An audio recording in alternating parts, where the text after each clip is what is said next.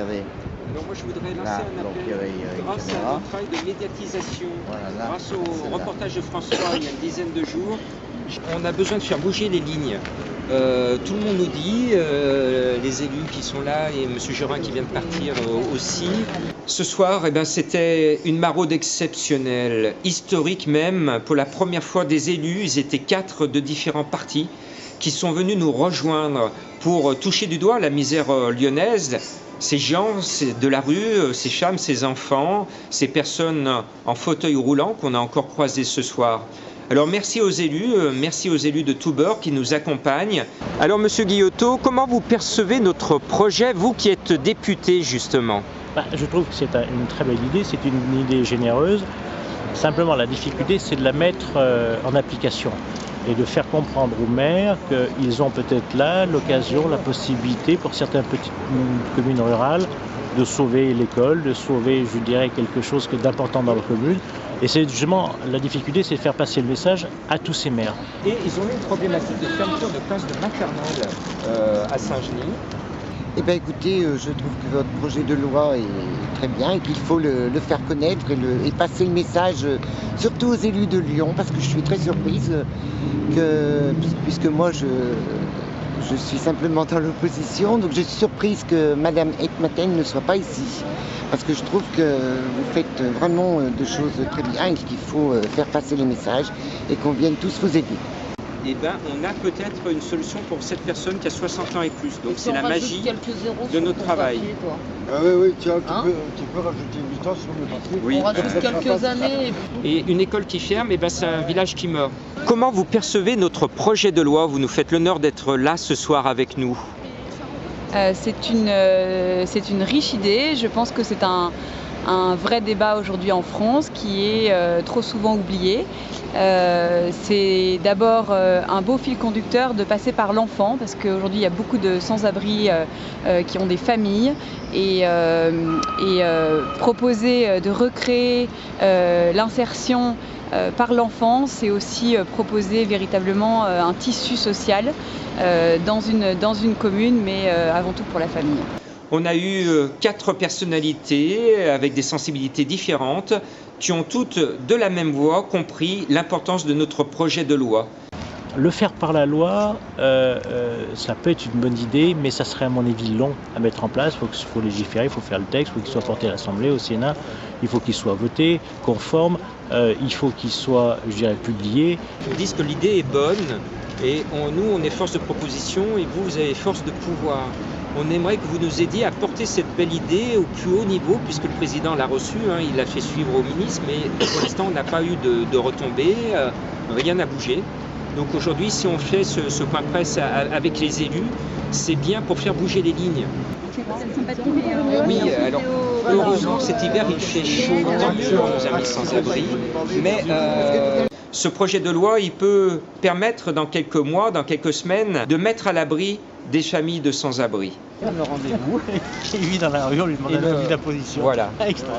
Une grande première ce soir, que 4 grands élus de 4 partis différents nous accompagnent.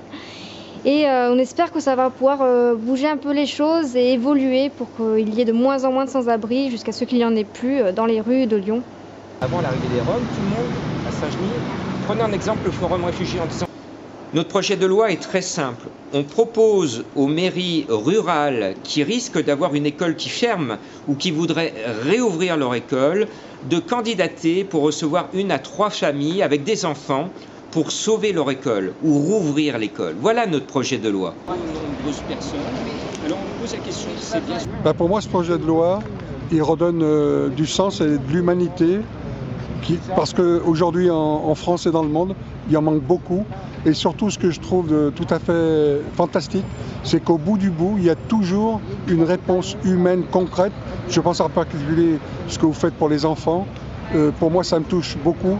Et je vous dis, non seulement c'est formidable, mais c'est fondamental pour garder une humanité dans ce monde d'aujourd'hui.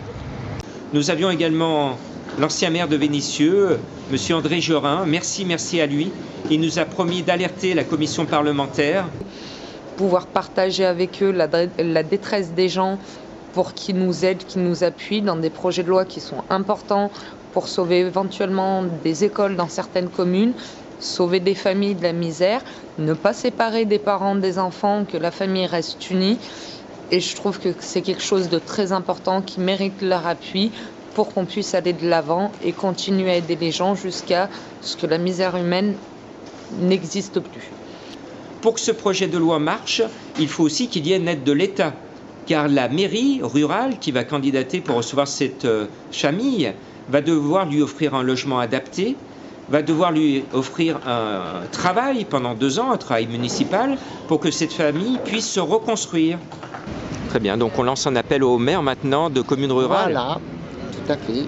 Lançons un appel à toutes les communes rurales pour venir vous aider et trouver un appartement, du travail, voilà, pour tous ces...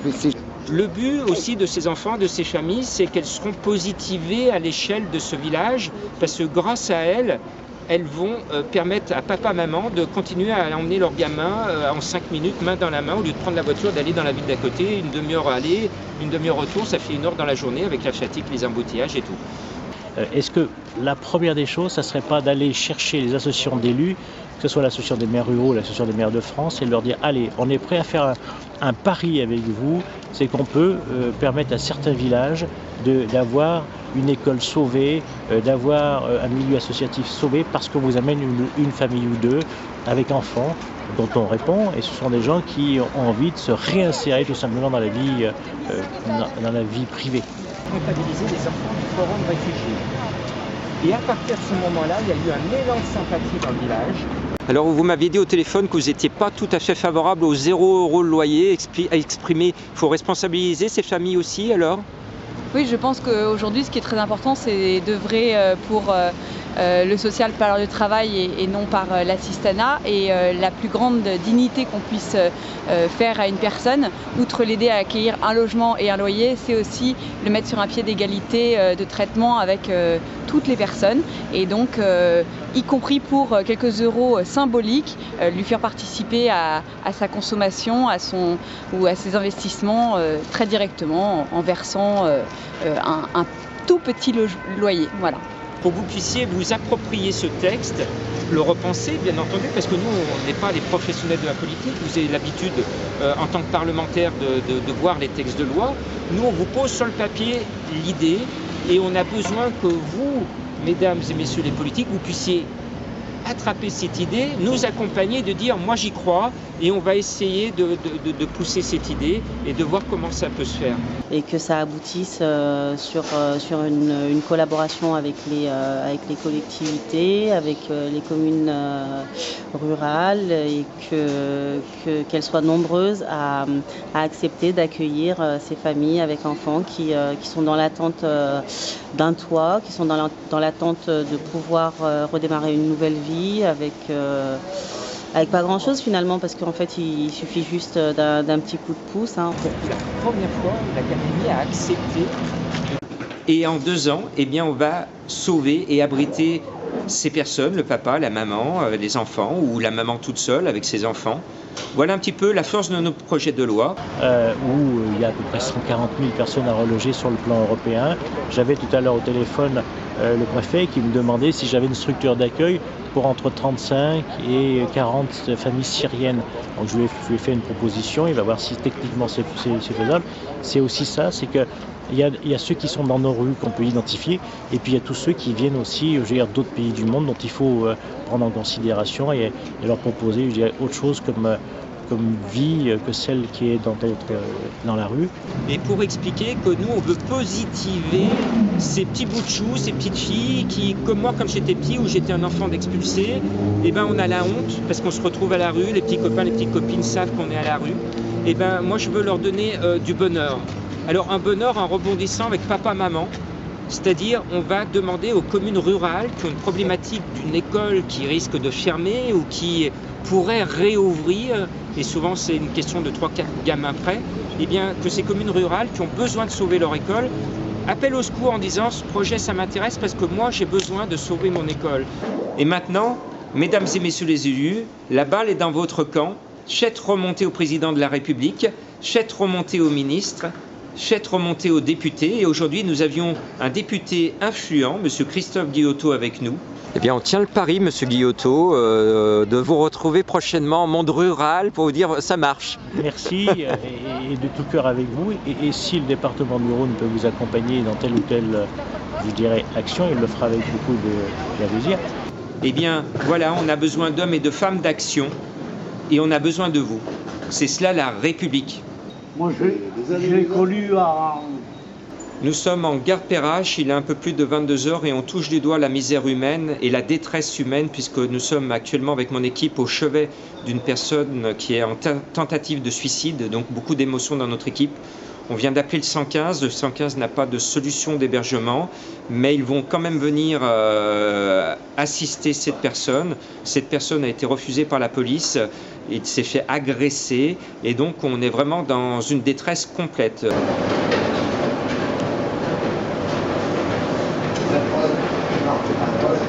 Un monsieur donc, qui vit dans la rue depuis peu et qui vient de se faire agresser d'une part, qui a voulu chercher du secours auprès des autorités, auprès de la police et qui s'est fait prendre à partie, agressé une deuxième fois.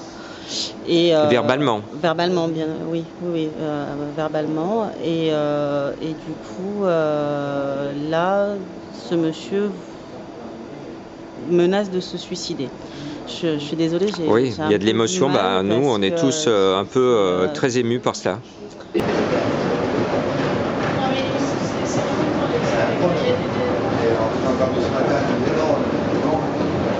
Derrière nous se joue peut-être un drame. Un homme est en grande détresse, il risque de se suicider. Tu l'as rencontré, comment tu le sens? C'est ça, donc au début il était complètement désemparé, il voulait se suicider. Donc c'est vrai sur le coup ça nous a un peu tous traumatisés. Enfin, moi personnellement je l'ai pris à cœur, je me suis sentie mal pour lui et du coup on a commencé à lui parler. On a réussi à comprendre un peu sa vie, à savoir d'où il venait et finalement à le calmer. Et là on essaye de parler de solutions, de lui parler des aides qui peuvent lui être données. Et on espère vraiment qu'il va trouver une solution rapide et qu'il va ne plus vouloir se suicider, quoi. Julie, la misère humaine est juste derrière toi. On se bat actuellement avec le sourire pour sauver un homme qui est en train de vouloir se suicider. C'est ça, c'est très dur parce que on ressent sa détresse, ça nous met en détresse également parce qu'on a peur qu'il passe à l'acte, parce qu'il est dans une très très grosse détresse. Et le plus dur dans tout ça, c'est d'essayer de mettre nos émotions au fond, de lui sourire, d'essayer de le soutenir pour qu'il passe pas à l'acte. Et ça, c'est quelque chose de très dur. Ressentir la détresse des gens et devoir garder le sourire face à eux pour qu'ils ne ressentent pas que nous, on s'inquiète pour eux, c'est quelque chose de dur et j'espère vraiment qu'il ne passera pas à l'acte ce soir. On essaye de trouver une solution au moment où je vous parle. Et voilà la situation des rues de Lyon. On est confronté à de graves problèmes, à de graves urgences. Et là, c'est peut-être la vie d'un homme qui est en jeu. D'où l'importance, ce soir, vous l'avez vu, que des élus nous accompagnent, car on a un devoir de citoyen de venir en aide à ceux qui souffrent. Et en ce moment, la vie d'un homme est en train de se jouer derrière moi. On essaye de l'empêcher tout simplement de se suicider.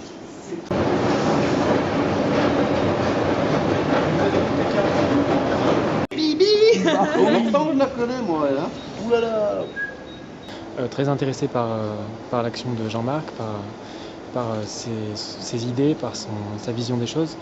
Et un peu marqué du fait d'avoir rencontré beaucoup de personnes en difficulté. Je voulais préciser que c'est heureusement qu'on rencontre des gens comme Jean-Marc et comme tous les bénévoles, Charlotte, Julie, Anaïs et tous les autres, et Pierre-Yves et d'autres. Et très content de leur générosité et de voir qu'il y a des gens qui se soucient un peu des autres et qui aident les autres. Et bravo à toi, parce que tu nous as aidés ce soir. Merci, je serais très heureux de revenir. Merci à toi. Douchka, c'est la mascotte de l'association Donner la main don de soi. Voilà, c'est la petite chienne de Patrick. Voilà, et on l'aime beaucoup. Et moi, ce qui me désespère, c'est qu'on ne trouve pas de solution de logement et d'emploi à Patrick. Et par voie de conséquence, on n'a pas de logement pour sa petite Douchka. Alors, il faut qu'on se réveille. Voilà. Aidons notre ami Patrick.